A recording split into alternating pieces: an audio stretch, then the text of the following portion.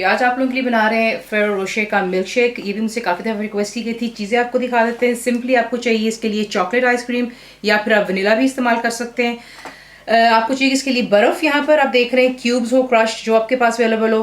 देखें जो फेरो रोशे होते हैं इसकी जो अंदर की फिलिंग होती है वो बेसिकली नटेला होता है इटसेल्फ, इसलिए हम इसमें नटेला का भी इस्तेमाल करेंगे। ज़रा डबल इसका फ्लेवर आएगा आपको इंशाल्लाह।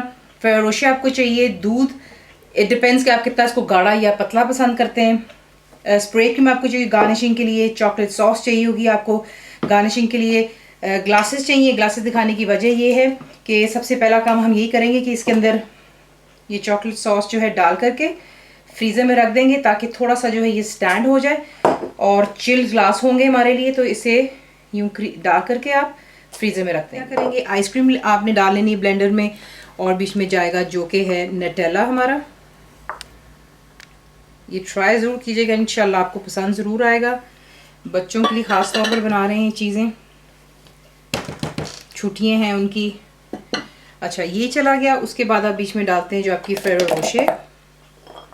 दो मैंने छोड़ दी गार्निशिंग के लिए। बीच में आप डालेंगे दूध और जाएगी बीच में क्रश्ड आइस।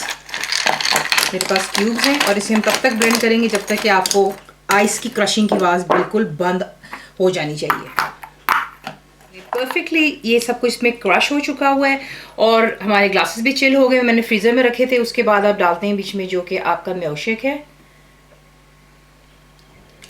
आप इसकी देख लें टेक्सचर कितना थिक है। इससे ज़्यादा गाढ़ा अगर आप पसंद करते हैं तो आप बाय ऑल मीन्स तब भी कर सकते हैं। उसके बाद आप इस पर डालते हैं जो कि है आपकी स्प्रे क्रीम डालेंगे। ऊपर आप एक एक जो है नटेला का पीस डालेंगे क्योंकि बच्चों को चॉकलेट बेहद पसंद है और उन्हें अगर आप सर्व कर रहे हैं थोड़ा सा उनको स्पॉइल कर देते हैं और यहाँ आपका मिल्क शेक तैयार हो जाता है। नटेला का मिल्क शेक ज़रूर ट्राई कीजिएगा। फुल रेसिपी के लिए आप जाएंगे मेरी वेबसाइट पर which is cookwithfaiza.net पर। ज़रूर बनाइए। तो आपको कैसा लगा दुआ में याद रखें and thank you for watching the video.